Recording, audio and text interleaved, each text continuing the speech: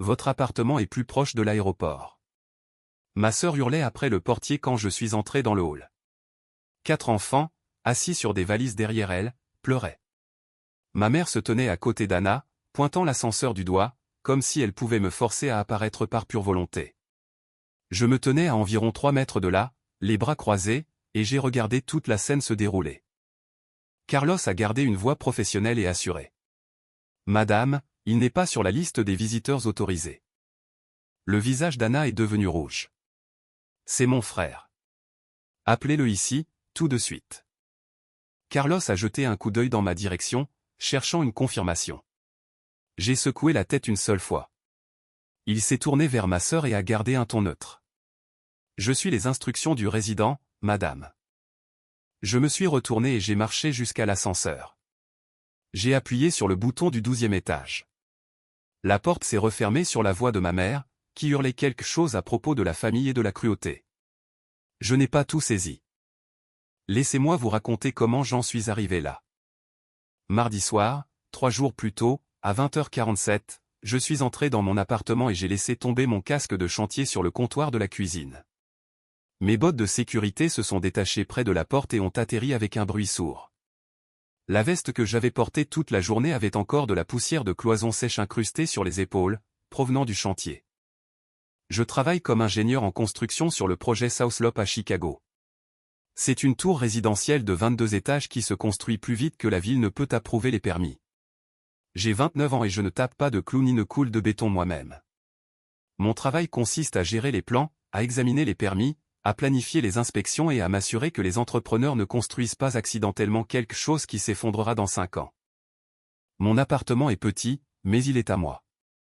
Une chambre au 12e étage, avec juste assez de place pour un canapé, une télévision et un peu de calme et de tranquillité. Pas de colocataire pour partager le loyer. Pas de propriétaire qui m'envoie des SMS à minuit à propos de chauffe-eau cassé. Seulement moi et mon silence. Célibataire, pas d'enfants, pas d'animaux, pas de drame.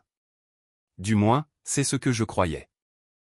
Le schéma a commencé il y a environ 1 an, avec des dîners de famille mensuels chez ma sœur Anna. Elle vit à 1 heure de la ville, en banlieue. Grande cour, 4 enfants de moins de 10 ans, des jouets éparpillés sur toutes les surfaces. La chaîne de dessins animés hurle toujours sur une télévision que personne ne regarde réellement. Je me présentais le dimanche, quand le travail le permettait, et je mangeais tout ce que maman apportait, pain de viande, cocotte, ou pâte au four. Je regardais mes nièces et neveux courir en cercle autour de la table basse pendant que mon beau-frère Luc restait assis sur le canapé, absorbé par son téléphone.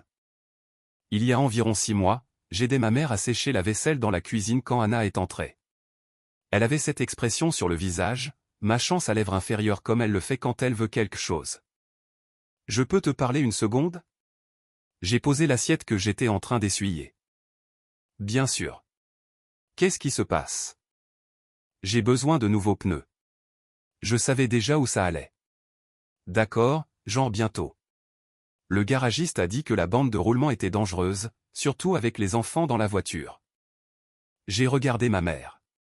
Elle m'a offert ce sourire serré qu'elle utilise toujours quand elle est sur le point de me dire quelle est la bonne réponse. « Tu es célibataire ?» a dit ma mère tout en s'essuyant les mains sur un torchon. « Tu peux te le permettre. La famille s'entraide. » J'ai jeté un coup d'œil dans le salon. Mon père était assis à la table à manger, le journal ouvert et les yeux baissés. Il ne levait jamais les yeux pendant ses conversations, ne disait jamais un mot. J'ai sorti mon téléphone et ouvert Venmo, tapé le nom d'Anna, et envoyé $1 400. Transaction effectuée. Anna m'a serré dans ses bras. Merci. Oh mon Dieu, tu me sauves la vie. Je n'ai rien dit. C'était la 9e urgence cette année-là. Ce n'était pas toujours des pneus. J'ai commencé à tenir un compte sans vraiment le vouloir. J'ai juste fait défiler mon application bancaire un soir par curiosité, et c'était là. Anna Collins, encore et encore et encore. Mars. Loyer d'urgence. Le propriétaire menace d'expulser, s'il te plaît. $850. Juin. Le chien a besoin d'une opération et les enfants pleurent. Je ne peux pas payer le vétérinaire. $200. Août. Acompte pour le monospace. Je ne peux pas continuer à conduire les enfants dans une berline. 2200 $. Octobre. Le pick-up de Luc a été saisi. Il en a besoin pour le travail. Je t'en prie. 3400 $. Chaque SMS se terminait de la même manière. Juste cette fois, je le jure. J'ai tout compté une nuit où je ne pouvais pas dormir. 47 transactions en 2 ans. Montant total transféré, 8247 $. Je n'ai jamais demandé un seul dollar en retour. Ils ne l'ont jamais proposé. La demande de Noël dernier est arrivée enveloppée dans la culpabilité des fêtes et de fausses larmes. Nous étions tous chez mes parents pour le rassemblement familial habituel. Arbre dans le coin, les enfants déchiraient le papier cadeau, le chaos partout. Anna m'a entraîné dans le couloir pendant que tout le monde était distrait dans le salon. Je peux te demander quelque chose? Je me suis appuyé contre le mur et j'ai croisé les bras. Vas-y. Sa voix est tombée à un murmure. Est-ce que tu pourrais acheter les cadeaux du Père Noël pour les enfants, cette année? J'ai cligné des yeux.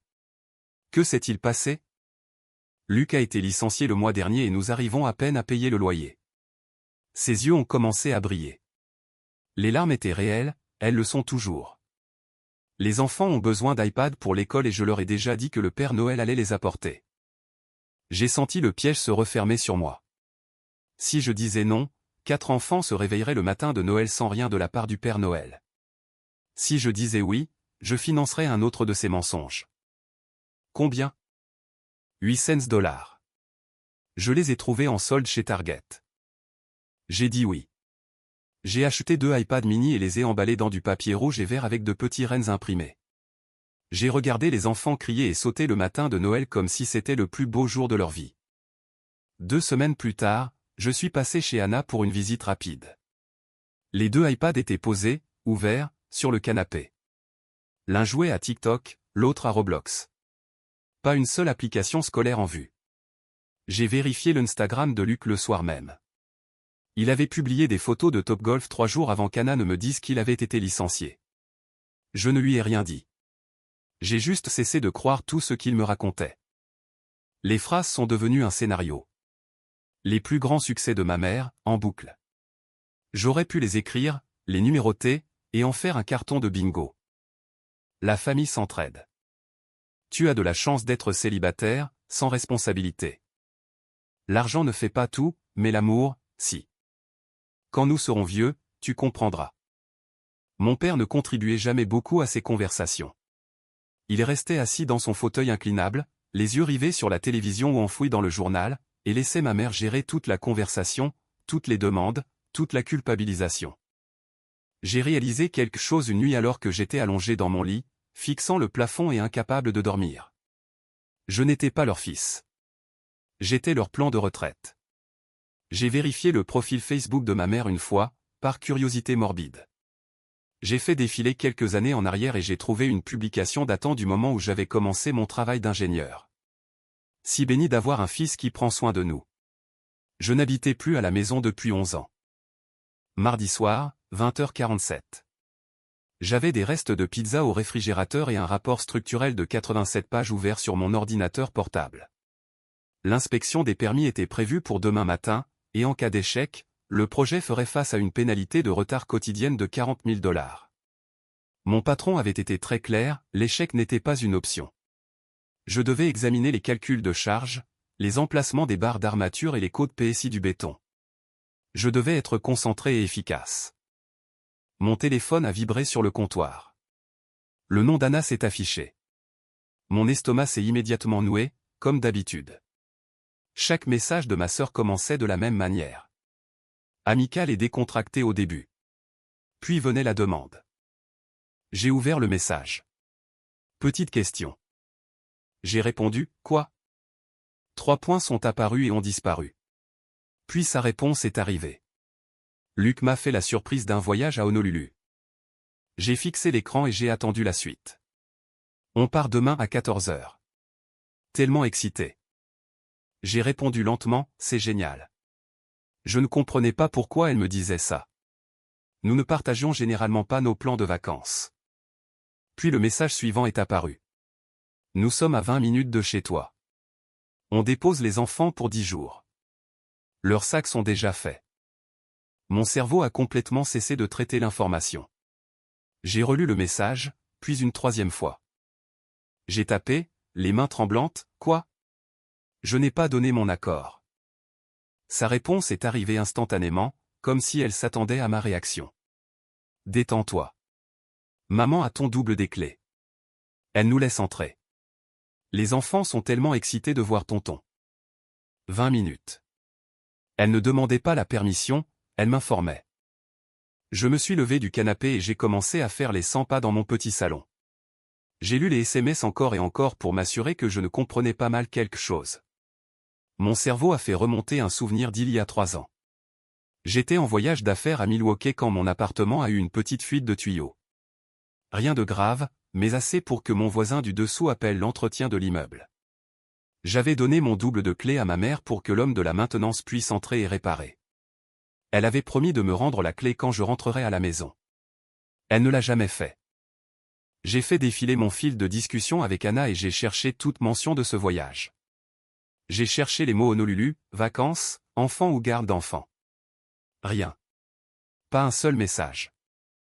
Ce n'était pas un voyage surprise de dernière minute que Luc lui aurait fait. Cela avait été planifié longtemps à l'avance. Et ma mère faisait partie du plan depuis le début. J'ai envoyé un message directement à ma mère. Étais-tu au courant? 3 points sont apparus presque immédiatement. Oui. Anna mérite des vacances. Arrête d'être égoïste.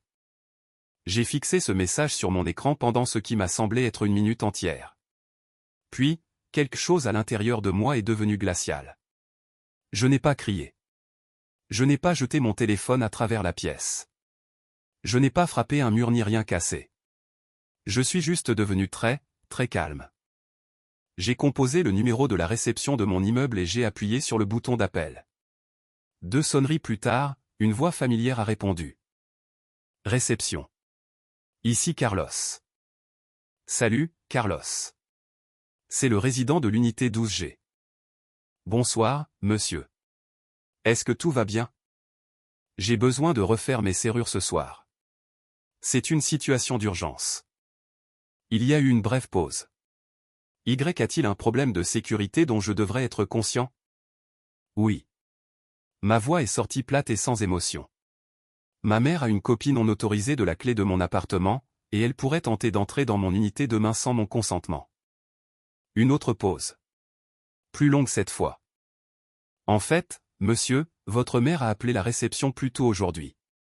Elle se renseignait sur nos politiques de visiteurs et les procédures de dépôt de clés. Ma mâchoire s'est serrée si fort que j'ai eu mal. J'ai besoin que vous notiez ceci dans le registre de sécurité de l'immeuble, ai-je dit avec la voix la plus froide que j'ai jamais utilisée. Le nom de ma mère est Linda Brennan, et elle n'est autorisée à entrer dans mon unité sous aucune circonstance. Si elle tente d'entrer, contactez-moi immédiatement. Si elle se présente avec des mineurs, documentez tout. J'aurai peut-être besoin de déposer un rapport officiel. Compris, monsieur. Carlos n'a posé aucune question supplémentaire. C'était un bon portier. La maintenance peut avoir vos serrures refaites d'ici 22 heures ce soir. Facturez les frais d'urgence sur mon compte. Je paierai ce qu'il faut. Pas de problème. Nous nous en occuperons tout de suite. J'ai raccroché, ouvert mon application de notes et créé un nouveau fichier. J'ai tapé un titre en majuscule. Chronologie des événements. Tentative d'abandon d'enfant par la sœur. Puis j'ai commencé à tout documenter avec des horodatage. 20h47. La sœur envoie un SMS, m'informe, ne demande pas, qu'elle déposera 4 enfants à mon appartement dans 20 minutes pour 10 jours. 20h49. La sœur déclare que la mère a une clé non autorisée de mon appartement et qu'elle les laissera entrer. 20h51. Confirmé avec la mère par SMS.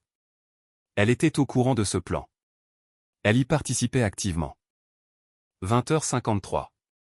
J'ai appelé la sécurité de l'immeuble et demandé un changement de serrure d'urgence. La sécurité confirme que la mère a appelé plus tôt aujourd'hui pour se renseigner sur les politiques de dépôt de clés. C'était prémédité. J'ai continué à taper et à ajouter des détails. Mon téléphone a vibré avec un autre message d'Anna. Nous sommes à 15 minutes maintenant. À bientôt. Je n'ai pas répondu. Puis mon téléphone a commencé à sonner. Le nom de maman est apparu à l'écran. J'ai laissé sonner une fois, 2 fois. J'ai pris une profonde inspiration, ouvert mon application d'enregistreur vocal et appuyé sur le bouton rouge d'enregistrement. Puis j'ai répondu à l'appel. Salut, maman. Qu'est-ce que j'entends sur les serrures? La voix de ma mère est passée par le téléphone à plein volume avant même que je puisse dire bonjour. J'ai gardé mon ton calme et stable pendant que l'application d'enregistrement vocal enregistrait tout en arrière-plan. J'ai dit non à Anna. J'ai une inspection de permis demain matin, qui coûte 40 000 $ si elle échoue. Ne me sers pas ces absurdités de travail. Sa voix est devenue plus forte et plus aiguë. Ta sœur mérite ses vacances. Elle a 4 enfants à s'occuper tous les jours, pendant que tu restes assis là, avec ton Netflix et ton appartement tranquille. J'ai marché jusqu'à mon ordinateur portable et je l'ai ouvert pendant qu'elle criait encore. J'ai commencé à chercher mes relevés bancaires des 2 dernières années. Elle a un mari, ai-je dit. Luc peut les surveiller. Luc part avec elle. C'est un voyage en amoureux. Ils ont besoin de passer du temps ensemble. J'ai ouvert Excel et créé une nouvelle feuille de calcul, intitulée Transferts familiaux 2023 au 2025. Alors ils embauchent une babysitter, comme le font les parents normaux. Tu es incroyable. Sa voix est montée d'une octave de plus. Après tout ce que nous avons fait pour toi. J'ai arrêté de taper et je me suis penché en arrière dans ma chaise. Qu'avez-vous fait exactement pour moi, maman? Nous t'avons élevé. Nous avons soutenu ton rêve de devenir ingénieur. J'ai ouvert mon compte de prêt étudiant dans un autre onglet. Le solde me regardait en chiffres gras. Vous n'avez pas payé mes études. J'ai 43 000 $ de prêts étudiants que je continue de rembourser chaque mois. Nous t'avons donné un foyer. Jusqu'à l'âge de 18 ans. Ensuite, vous m'avez facturé 600 $ par mois de loyer pendant que j'essayais d'économiser pour mon propre endroit. Silence à l'autre bout du fil. Quand elle a reparlé, sa voix est sortie plus calme et plus dangereuse qu'avant. Tu nous renvoies notre amour à la figure, à cause d'argent. Non, ai-je dit. Je retire mes mains de ton porte-monnaie. J'ai ouvert mes emails pendant qu'elle balbutiait à l'autre bout. J'ai commencé à rédiger un message à mon gestionnaire d'immeuble avec l'objet « Détenteur de clés non autorisées, problème de sécurité ». J'ai joint la chronologie que j'avais créée plus tôt et j'ai demandé une confirmation écrite que les serrures avaient été changées. J'ai cliqué sur Envoyer. J'ai envoyé à Anna 8 247 $ ces 2 dernières années. C'est ce que fait la famille. La voix de ma mère se brisa. C'est ça, s'entraider. La famille demande de l'aide. Vous l'exigez. Il y a une différence. J'ai commencé à lire directement à partir du tableau Excel que j'avais créé. 14 mars 2024. 850 $ pour le loyer d'urgence. Arrête. 3 juin 2024. 1200 $ pour l'opération du chien. Tu es cruel. 18 août 2024. 2100 $ pour un acompte de monospace. Arrête ça tout de suite. 2 octobre 2024. 3400 $ parce que le pick-up de Luc a été saisi. Je pouvais l'entendre respirer bruyamment à l'autre bout du fil. Je ne suis pas cruel, maman. Je suis précis. J'ai enregistré le fichier Excel, j'ai cliqué sur Fichier, puis exporté en PDF. Je l'ai nommé Documentation d'exploitation financière 2023 au 2025 et je l'ai enregistré dans un dossier sur mon bureau intitulé Famille. On a déjà dit aux enfants qu'ils restaient avec leur oncle. Ma mère recommençait à crier. Ils ont fait leurs valises. Leurs petites valises sont déjà dans la voiture. Ce n'est pas mon problème. Luc a dépensé 4200 $ en billets d'avion non remboursables. Il n'y a pas de plan de secours, tu comprends? J'ai gardé ma voix égale et froide.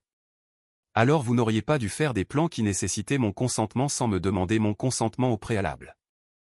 Tu vas ouvrir cette porte demain quand nous arriverons. Tu laisseras ces enfants entrer dans ton appartement, où tu n'es plus de cette famille. Tu m'entends? Dehors.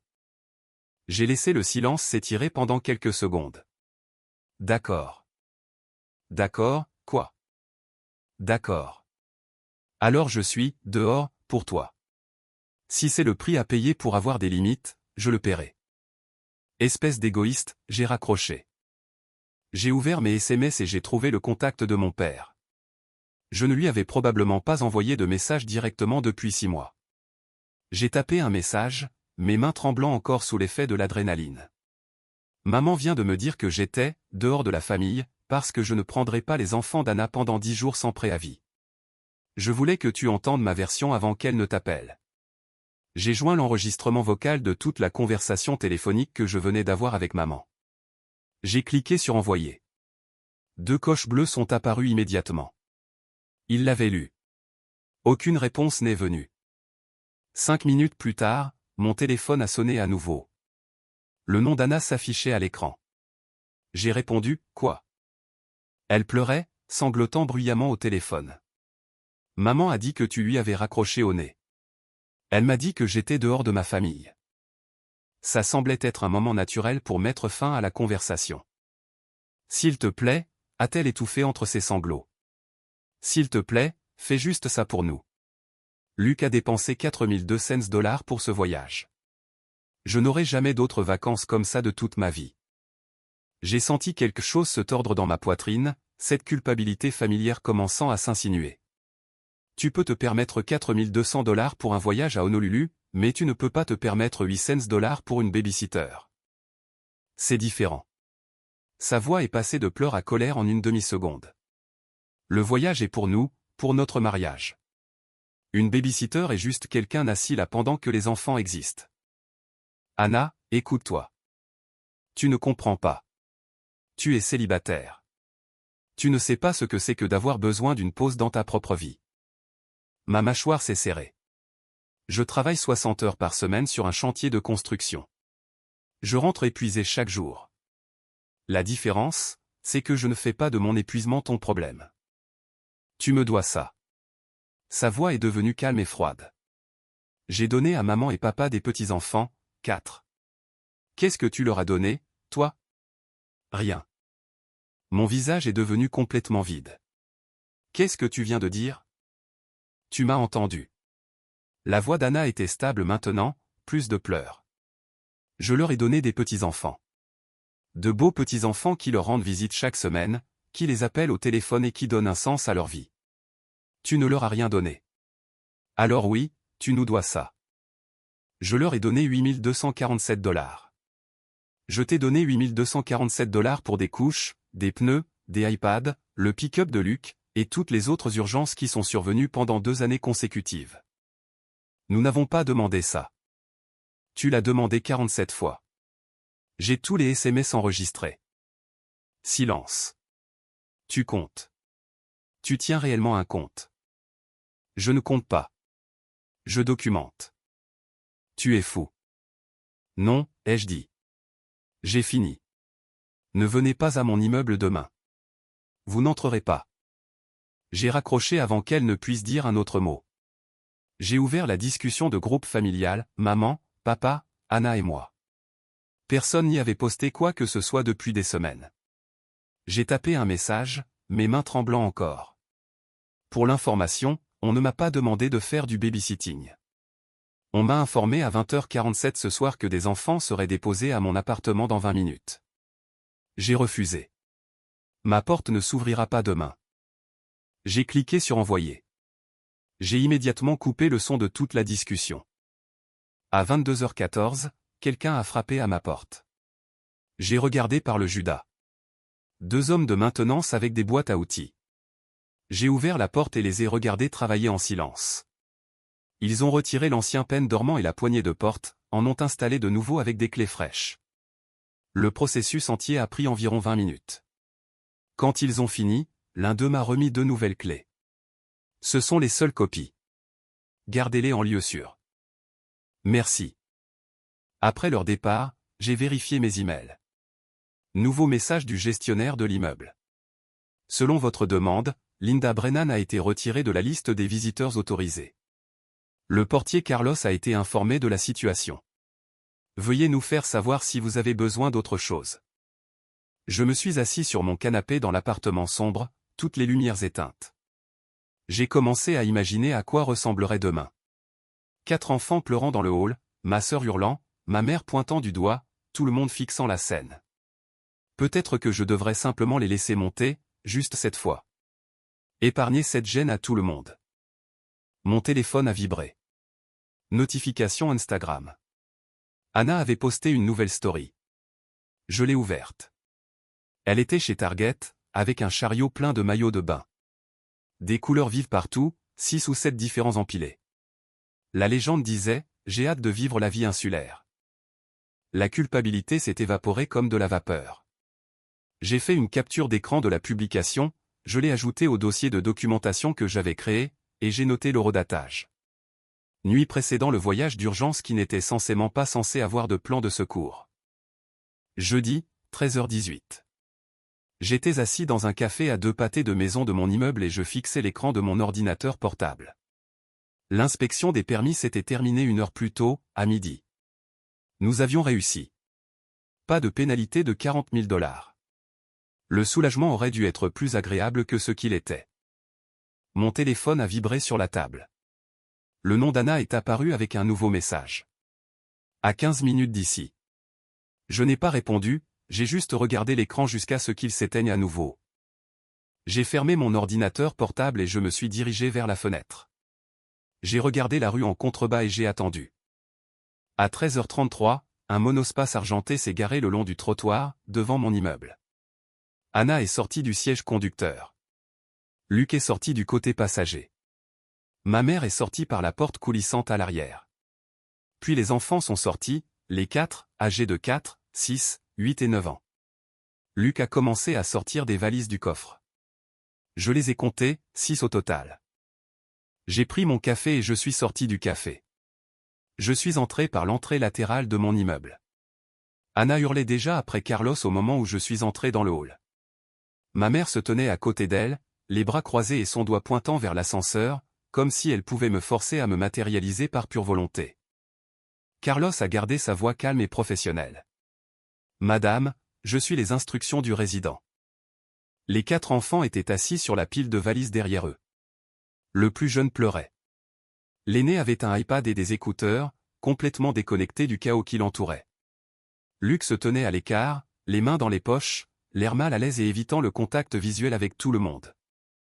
Anna m'a aperçu. Te voilà. Elle s'est retournée et m'a pointé du doigt. Dis à Carlos de nous laisser monter.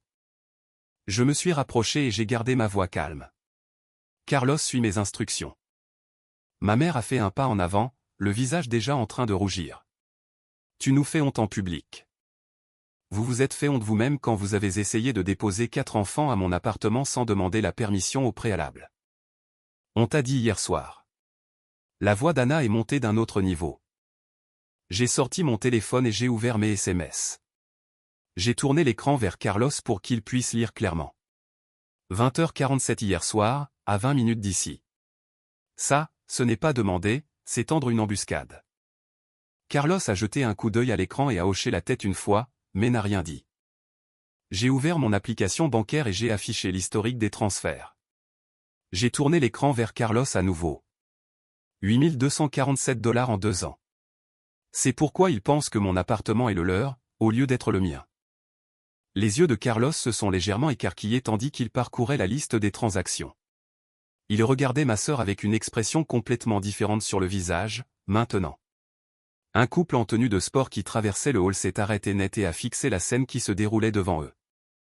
Ma mère a fait un pas en avant, la voix tremblante. Tu vas laisser tes nièces et neveux souffrir à cause de ton orgueil. Ils ne souffrent pas. Ils ont 2 parents debout juste ici. Nous avons un vol dans 45 minutes. J'ai regardé ma montre. Alors vous feriez mieux de vous dépêcher. L'aéroport est à 30 minutes, en comptant le trafic. Ma mère s'est rapprochée de moi et a baissé la voix, à peine plus qu'un murmure. Le genre de murmure qui sonne d'une manière ou d'une autre plus violente que des cris. Tu n'es plus de cette famille. J'ai croisé son regard et je n'ai pas cligné des yeux. D'accord. Le silence a rempli tout le hall. Le livreur qui marchait vers l'ascenseur s'est arrêté en plein pas et a regardé. Le couple en tenue de sport n'avait pas bougé. Même les enfants s'étaient calmés. Luc a finalement pris la parole pour la première fois depuis leur arrivée. Chérie, peut-être que nous devrions juste appeler ce service de babysitting d'hôtel. La tête d'Anna a tourné vers lui, et elle lui a lancé un regard qui aurait pu faire fondre l'acier, comme s'il venait de commettre la trahison ultime en suggérant une solution rationnelle. Ma mère a saisi son sac à main. Nous partons. Je les ai regardés charger les 6 valises dans le monospace. Les enfants pleuraient plus fort maintenant, confus, fatigués et bouleversés parce qu'ils ne comprenaient pas pourquoi tonton ne les laissait pas monter à l'étage. La plus jeune a crié de toutes ses forces. « Je veux rester avec tonton. » Mes mains se sont serrées en poing à mes côtés. J'avais mal au ventre. Carlos est apparu à côté de moi. « Monsieur Brennan, ça va ?» J'ai hoché la tête, mais je n'ai pas assez fait confiance à ma voix pour parler réellement. J'ai marché jusqu'à l'ascenseur et j'ai appuyé sur le bouton du 12e étage, je suis monté en silence, je suis entré dans mon appartement et je me suis assis sur le canapé. Mes mains tremblaient. Pendant 10 minutes entières, j'ai pensé à les rappeler, à leur dire de revenir, à laisser les enfants rester, à me détruire juste un peu plus pour maintenir la paix. Peut-être que j'aurais dû juste dire oui. Peut-être que j'avais tort. Peut-être que c'était moi l'égoïste, après tout. Mon téléphone a vibré sur la table basse. Notification Instagram. Anna Mandé vous a tagué dans une publication. J'ai pris le téléphone et ouvert Instagram. 6 heures après la scène dans le hall, j'étais toujours allongé sur mon canapé, fixant le plafond. Je n'avais pas beaucoup bougé, je n'avais pas mangé, je continuais juste à rejouer toute la scène dans ma tête, en boucle sans fin. Mon téléphone était posé sur la table basse, l'écran sombre et silencieux. Je l'ai pris et j'ai ouvert Instagram sans vraiment y penser. La première publication dans mon fil était d'Anna. Coucher de soleil au-dessus d'une piscine à débordement. Eau cristalline. Une boisson à la noix de coco avec un petit parasol dessus, posé sur le bord. Anna, avec des lunettes de soleil surdimensionnées, souriant à l'appareil photo, le bras de Luc autour de son épaule. La légende disait, enfin prendre du temps pour nous. Balise de localisation, Honolulu, Hawaï. J'ai fixé la photo pendant 10 secondes complètes avant que mon cerveau ne traite ce que je voyais. Ils sont partis. Ils sont vraiment partis. J'ai glissé vers la deuxième photo de la publication. 4 enfants assis sur le canapé de mes parents dans leur salon. J'ai reconnu le papier peint fleuri en arrière-plan et la vieille table basse en bois. La plus jeune tenait une peluche. L'aîné avait le même iPad que plus tôt. La légende de cette photo disait, tant grand-maman et grand-père. Merci de les surveiller. J'ai ri. Pas un rire joyeux, pas même un rire de colère, juste ce son amer et épuisé qui est sorti de ma poitrine sans permission. Tellement pour, pas de plan de secours. J'ai pris des captures d'écran des 2 photos, j'ai ouvert le dossier de documentation sur mon téléphone et j'ai créé un nouveau fichier intitulé Preuve de tromperie préméditée. J'ai ajouté les 2 captures d'écran avec horodatage, publiées 6 heures après avoir affirmé qu'il n'y avait personne d'autre pour garder les enfants. Cette nuit-là, vers 23 heures, mon téléphone a vibré avec un SMS de ma cousine Jenna. Tu devrais probablement regarder ce que ta mère vient de poster sur Facebook. J'ai ouvert l'application et navigué vers le profil de ma mère. La publication en était déjà à 240 j'aime. Elle était en ligne depuis moins d'1 heure. Certains d'entre nous donnent tout pour nos enfants et ne reçoivent rien d'autre que de la cruauté en retour. Imaginez élever un fils qui valorise l'argent plus que sa propre famille. Je prie pour mon cœur brisé ce soir. Dieu voit tout. Les commentaires affluaient déjà. Je t'envoie des câlins. Tu es une si bonne maman. Les enfants d'aujourd'hui sont tellement ingrats. Reste forte, Linda. Il le regrettera un jour. Mes mains ont commencé à trembler pendant que je faisais défiler les commentaires. J'ai cliqué sur la boîte de commentaires et j'ai commencé à taper ma version de l'histoire. Mes doigts se sont déplacés rapidement sur le clavier, exposant chaque détail de ce qui s'était réellement passé. Puis je me suis arrêté, j'ai regardé ce que j'avais écrit, j'ai tout supprimé. Au lieu de cela, j'ai ouvert mes messages et j'ai commencé à composer des messages privés pour 5 membres différents de la famille, tante Rebecca, oncle Rob, tante Michelle, cousine Jenna et cousin Mike. J'ai joint l'enregistrement vocal de l'appel téléphonique de ma mère. J'ai ajouté des captures d'écran du SMS à 20 minutes d'ici d'Anna. J'ai inclus le PDF de l'historique de mes virements bancaires. J'ai ajouté les publications Instagram les montrant à Honolulu avec les enfants en sécurité chez mes parents. J'ai tapé le même message pour tous. Vous verrez probablement le post de maman sur Facebook. Voici ce qui s'est réellement passé. Je ne vous demande pas de prendre parti. Je veux juste que vous ayez les faits. J'ai cliqué sur envoyer pour les 5. Puis j'ai posé mon téléphone et je suis allé me coucher. La discussion de groupe de la famille élargie a explosé le lendemain matin. 23 personnes au total dans cette discussion. Tante, oncle, cousins, même quelques cousins éloignés que je connaissais à peine. Je me suis réveillé avec 74 messages non lus. Je les ai fait défiler en buvant mon café. Tante Rebecca, Linda, pourquoi ton fils a-t-il un enregistrement de toi lui disant qu'il est hors de la famille? Oncle Rob, attendez. Elle a essayé d'utiliser la clé de son appartement sans demander la permission d'abord? Cousin Mike, je viens de regarder l'Instagram d'Anna. Elle est littéralement à Honolulu en ce moment. Je pensais qu'il n'y avait pas de plan de secours. Ma mère a répondu, c'est une affaire de famille privée et je n'en discuterai pas dans une discussion de groupe. Tante Rebecca à nouveau, $8 000 en 2 ans, ce n'est pas privé, Linda. C'est de l'exploitation financière. Cousine Jenna, je suis d'accord avec lui sur ce coup. On ne peut pas juste proposer l'appartement de quelqu'un d'autre pour 10 jours sans demander d'abord. La discussion a continué, partagée à peu près également. La moitié de la famille défendait ma mère et Anna. L'autre moitié disait que j'avais fait la bonne chose. J'ai coupé le son de toute la conversation et je n'ai répondu à rien. 2 jours plus tard, ma tante Rebecca m'a appelé directement. C'est la sœur cadette de ma mère. Nous nous étions toujours bien entendus, mais nous n'étions pas particulièrement proches. La version des événements de ta mère ne tenait pas la route, a-t-elle dit dès que j'ai répondu. Et puis j'ai vu Anna poster des photos d'un complexe de luxe tout en affirmant que tu avais abandonné ses enfants. Je n'ai abandonné personne. J'ai juste dit non. Je sais. Elle a fait une longue pause. Et je suis désolé de ne pas l'avoir dit plus tôt, mais ta mère te fait ça depuis que tu as 16 ans. Je me suis assis plus droit. De quoi parles-tu? Elle s'en vantait lors des dîners de famille. Elle disait, mon fils me donne de l'argent tous les mois. Il est tellement responsable et mature.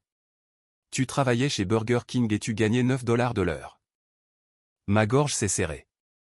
Te voir enfin lui dire non, ça m'a fait réaliser que je faisais exactement la même chose avec mon propre fils, lui glissant de l'argent chaque fois qu'il demande, le laissant me culpabiliser pour payer ses factures.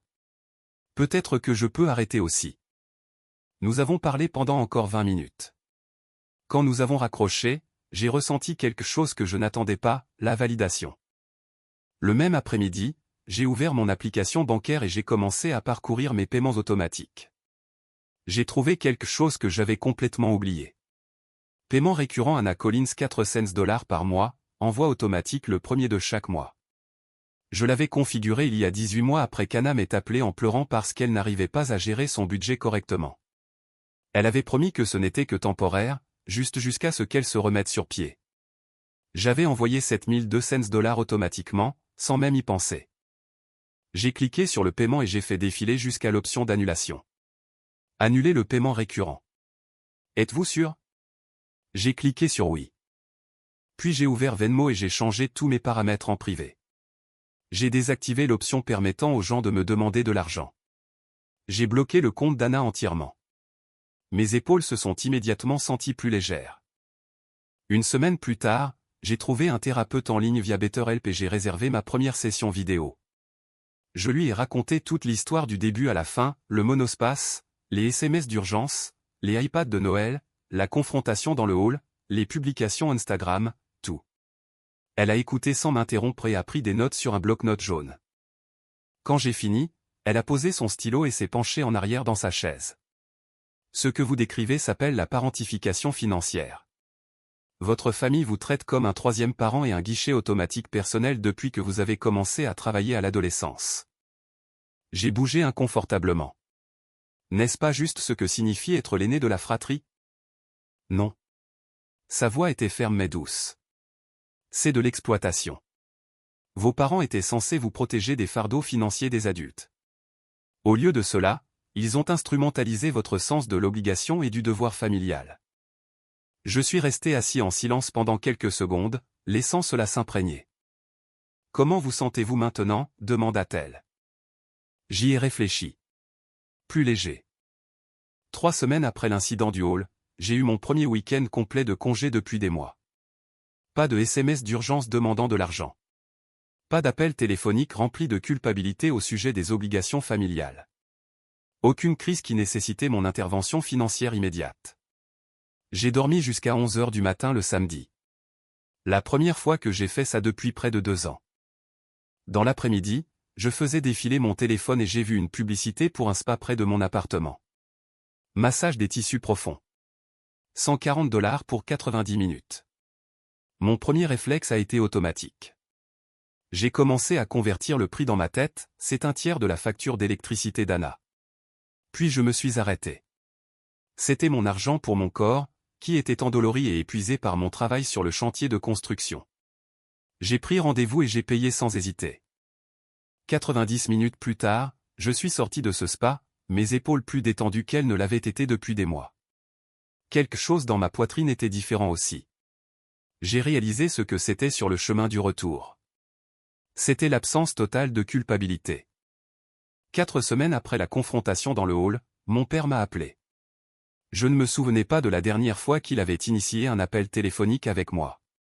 Peut-être des années. J'ai répondu « Salut, papa ». Il s'est éclairci la gorge comme il le fait toujours avant de dire quelque chose de gênant. « Ta mère est toujours en colère. » Je sais. Longue pause. Je pouvais entendre la télévision jouer en arrière-plan de son côté. J'ai vu ton nom sur leur relevé bancaire au fil des ans, plus de fois que je n'aurais probablement dû. Je n'ai rien dit. J'aurais dû dire quelque chose il y a longtemps. Je ne l'ai pas fait. C'est de ma faute. Sa voix était calme et fatiguée. C'était plus facile de laisser ta mère tout gérer. Plus facile de ne pas faire de vagues et de ne pas s'impliquer. Une autre longue pause. Tu as fait ce qu'il fallait dans ce hall. Mes yeux ont commencé à picoter. Enfin, a-t-il dit. Je voulais juste que tu le saches. La ligne est devenue silencieuse. Il avait raccroché. Je suis resté assis, tenant mon téléphone pendant quelques minutes après, ne sachant pas trop quoi faire de cette conversation. 4 mois après que tout soit arrivé, j'étais sur le chantier en train de revoir les plans structurels quand mon téléphone a vibré. Le nom d'Anna est apparu à l'écran. J'ai fixé le message pendant 1 minute entière avant de l'ouvrir. Salut. Juste ce mot. J'ai regardé les 3 points apparaître en bas de l'écran. Disparaître. Réapparaître. Je ne demande pas d'argent. J'ai poussé un soupir que je n'avais pas réalisé que je retenais. Un autre message est arrivé. Nous avons trouvé une babysitter pour notre prochain voyage. Nous avons budgétisé pour cela. 220 $ par jour. Ça coûte cher. Puis, mais nous l'avons fait. J'ai attendu de voir s'il y avait plus. Luc a dit que si quelqu'un essayait de nous déposer 4 enfants à la dernière minute sans demander, nous appellerions la police. Puis, finalement, alors, oui, je comprends maintenant. J'ai répondu avec soin, je suis content que tu aies compris.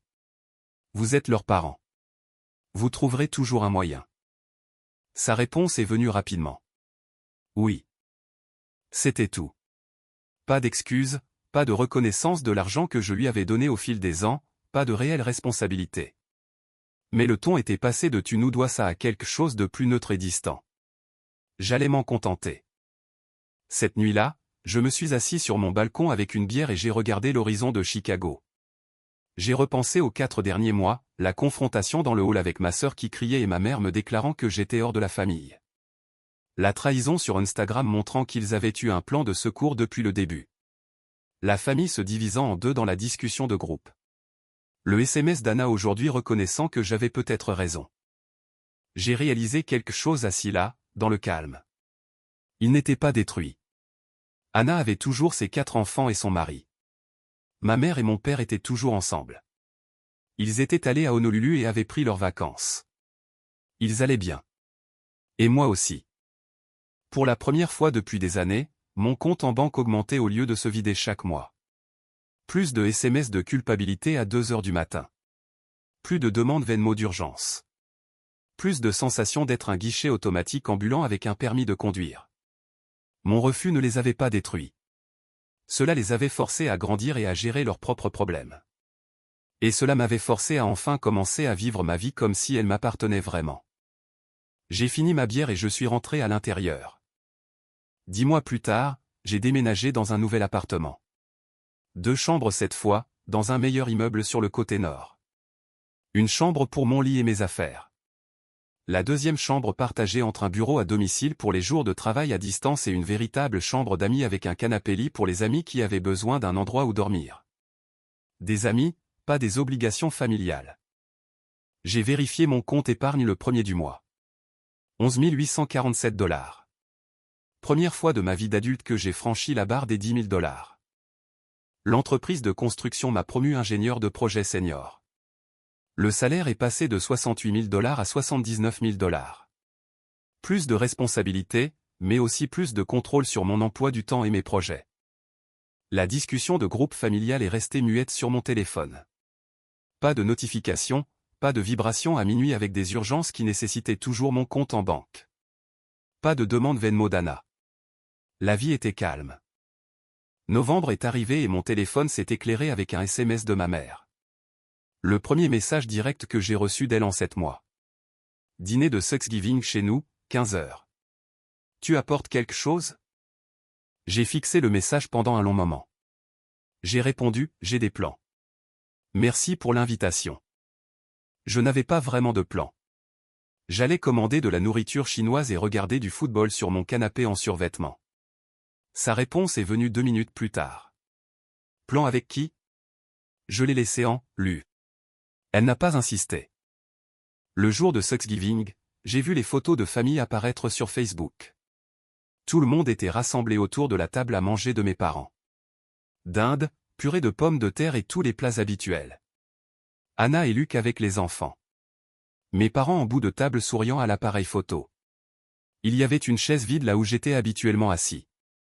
Personne ne l'a mentionné dans les légendes. J'ai fait défiler les photos et je n'ai absolument rien ressenti. Pas de culpabilité, pas de peur de manquer quelque chose, pas de tristesse. Juste la paix. En décembre, je me suis réservé un voyage de 5 jours à Vancouver. J'ai utilisé mon propre argent que j'avais économisé sur mes propres chèques de paie. Je n'aidais personne d'autre. Je n'utilisais pas de réduction d'employés pour envoyer quelqu'un en vacances qu'il ne pouvait pas se permettre. Juste moi dépensant de l'argent pour moi-même. Le vol, l'hôtel et la voiture de location s'élevaient à 1 840 $ au total. La vieille voix dans ma tête a essayé de faire le calcul. C'est 4 mois du paiement de la voiture d'Anna. La nouvelle voix l'a immédiatement fait taire. C'est 5 jours de ma vie. J'ai réservé sans hésiter. Assis à la porte d'embarquement en attendant de monter à bord, j'ai regardé une famille avec 3 jeunes enfants essayant de gérer leurs bagages. La mère avait l'air absolument épuisée. Le père portait tous les sacs et dirigeait les enfants en même temps. J'ai pensé à la publication Instagram d'Anna d'il y a 18 mois, coucher de soleil, piscine à débordement et hashtag sur le fait d'être béni et de le mériter. J'ai souri. Cette fois, mes vacances n'étaient construites sur le dos de personne d'autre. Mars est arrivé. 18 mois après l'incident du hall, ma cousine Jenna s'est mariée. C'est elle qui m'avait soutenu lorsque tout a explosé dans la discussion de groupe familial. Je lui avais envoyé des captures d'écran et des preuves lorsque ma mère avait essayé de me dépeindre comme le méchant. J'ai répondu oui avec un invité et j'ai emmené ma collègue Sarah comme amie. Pas de pression, pas d'attente. Juste quelqu'un avec qui m'asseoir pendant le dîner. Le plan de table a placé mes parents, Anna et Luc à la table 3, près de l'avant. J'étais à la table 9, à l'arrière, avec Sarah et quelques autres cousins que je n'avais pas vus depuis des années. Pendant la cérémonie, nous étions tous dans la même pièce. Je me suis levé lorsque la mariée est descendue dans l'allée, j'ai regardé ma mère s'éponger les yeux avec un mouchoir pendant les vœux. Personne ne m'a approché. Personne n'a essayé de forcer une réconciliation au milieu du mariage de quelqu'un d'autre. Pendant le cocktail, j'étais debout au bar, commandant une boisson, quand ma mère est passée en se dirigeant vers la salle de bain. Nos regards se sont croisés juste une seconde. Elle avait l'air fatiguée, plus vieille que dans mes souvenirs, des mèches grises dans ses cheveux qui n'étaient pas là avant. Elle a détourné le regard la première et a continué à marcher. Pas de mots, pas de scène dramatique, juste de la distance. Je suis retourné à ma table avec ma boisson. Plus tard dans la soirée, j'étais à la table des desserts, chargeant un morceau de gâteau au chocolat dans mon assiette, quand quelqu'un a dit « Salut » juste derrière moi. Je me suis retourné. Anna se tenait là, un verre de vin blanc à la main, l'air mal à l'aise et évitant le contact visuel direct. « Salut » ai-je répondu. Long silence. Le genre qui s'étire et devient plus lourd à mesure qu'il dure. « Les enfants demandent de tes nouvelles parfois » a-t-elle finalement dit. « Oui, je leur dis que tonton est occupé par le travail, mais qu'il les aime toujours. » Ma voix est sortie plus douce que prévu. « Tu peux leur dire que c'est vrai. » Une autre pause. Elle a déplacé son poids d'un pied à l'autre. « On se débrouille bien, cette histoire de babysitter. » Elle a pris une gorgée de vin. Luc a eu un meilleur travail le mois dernier. Chef des ventes. On s'en sort bien. C'est bien. J'en suis content. Elle a hoché la tête une fois et s'est détournée pour partir sans un autre mot. Pas de câlin, pas de larmes, pas de véritables excuses pour tout ce qui s'était passé, mais pas d'hostilité non plus. Juste deux personnes qui étaient proches et qui ne l'étaient plus. À 22h, la réception touchait à sa fin et les gens commençaient à partir. Je suis sorti vers le parking et j'ai aperçu mon père debout seul près de l'entrée. Il avait une cigarette à la main. Il avait arrêté de fumer il y a 10 ans, alors le voir avec une maintenant m'a dit qu'il était stressé par quelque chose. Il m'a remarqué et a légèrement levé le menton. « Salut. »« Salut, papa. » J'ai marché et je me suis tenu à côté de lui. Je n'ai pas demandé de cigarette puisque je n'avais jamais été fumeur. Nous sommes restés là en silence confortable pendant 1 minute. Juste le bruit des voitures quittant le parking et la musique lointaine provenant de la salle de réception. « Ça va » a-t-il demandé. « Oui, et toi ?» Il a pris une longue bouffée et n'a pas répondu tout de suite. « Ta mère s'ennuie de toi. » Je sais qu'elle ne le dira pas à voix haute, mais c'est le cas. J'ai hoché la tête. Elle me manque aussi, parfois.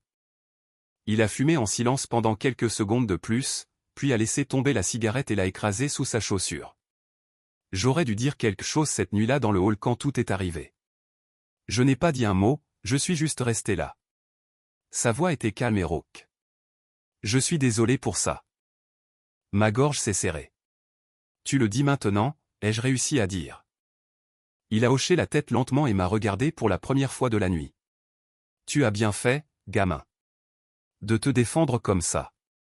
Il a tendu la main et m'a tapoté l'épaule une fois, fermement mais brièvement. Puis il s'est retourné et est retourné à l'intérieur de la salle de réception. Je suis resté seul sur le parking pendant quelques minutes après, juste à respirer et à laisser tout se calmer.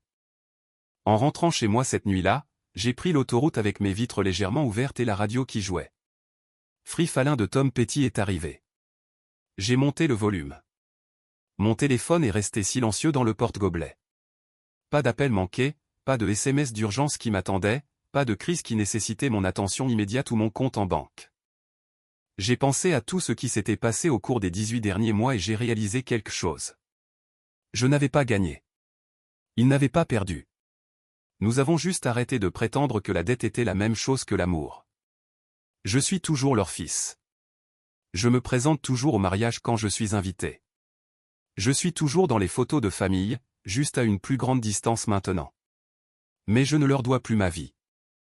Ma mère poste toujours sur Facebook à propos de la famille, des bénédictions et de la gratitude. Mon père est toujours assis dans son fauteuil inclinable, regardant la télévision en silence. Anna a toujours ses 4 enfants, son monospace et son mari. La différence maintenant, c'est que lorsque mon téléphone vibre, je ne ressens pas ce pic immédiat de peur dans mon estomac. Je ne commence pas automatiquement à calculer combien ce SMS particulier va me coûter. Je ne tiens pas un compte mental de combien je vaux pour eux en fonction du solde de mon compte en banque, car j'ai finalement appris quelque chose qu'un ingénieur en construction aurait dû comprendre dès le début. On ne peut rien construire de solide sur une fondation de culpabilité. Et ce que j'ai fait n'était pas une vengeance.